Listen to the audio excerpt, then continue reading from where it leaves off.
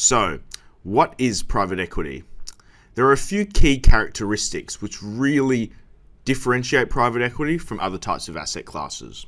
The first is they're investing in companies. They're pulling together lots of different people's money, pulling it together to use it to invest in certain companies. Now, these companies typically are looking for money or capital to grow their company at a faster rate and or reach profitability.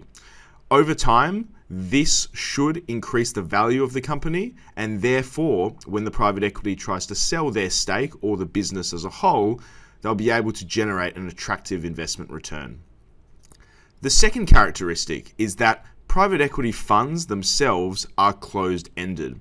What I mean by that is they have a finite life. It could be 5 years, it could be 7 years, it could be 10 years, etc. It really depends on what they're investing in and the stage of the companies that they're investing in.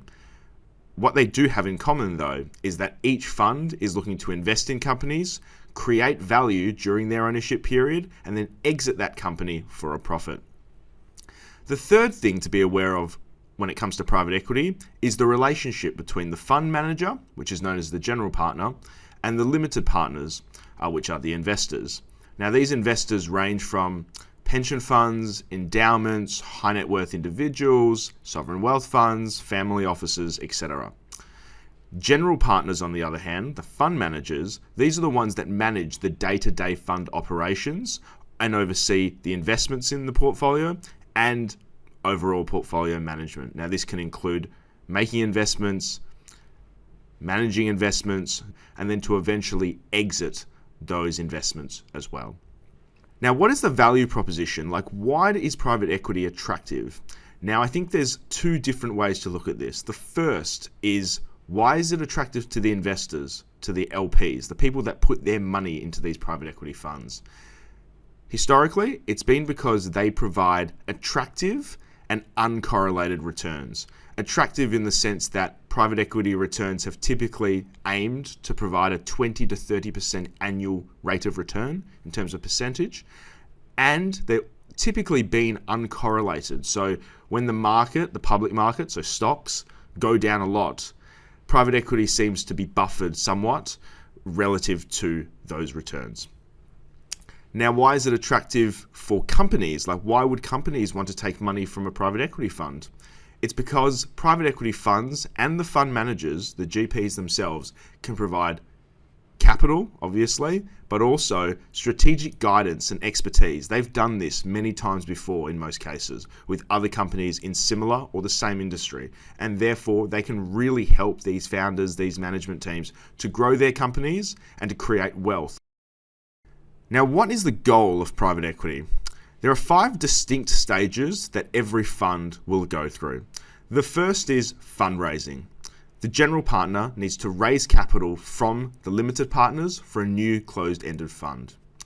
Next, there's something called the investment period. And this is where the fund manager has the opportunity and the time, typically a couple of years, to deploy the capital into a select number of companies in line with the strategy that they've told their investors. So for example, if it's to invest in relatively early stage technology startups, that's what they should be doing in that period of time. Once the capital has been invested, they then go into portfolio management mode. What that means is the focus then shifts from finding investments to managing the investments.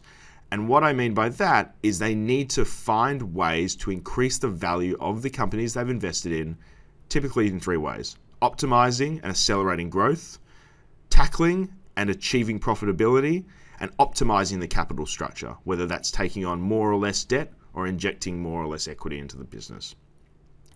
Lastly, they'll then exit the investments across the portfolio, and this can be under 2 typical paths. The first being they could sell the business to the public market, so do an initial public offering or an IPO and offer stock to the public, or they could undertake a sales process, and this is either to another private equity fund who sees there's residual growth and opportunity in the investments, or it could be to a strategic. And what I mean by that is a company that also operates in the same industry as the company they're trying to sell. So there could be some strategic value there.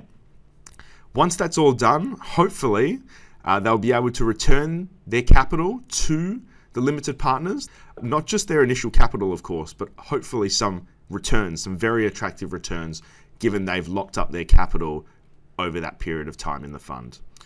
If the general partner has achieved a certain rate of return that is above a hurdle return, this is typically 8% a year, we'll cover that later, then the fund manager will receive a percentage of the excess return, that is the return over the hurdle rate, over the life of the fund.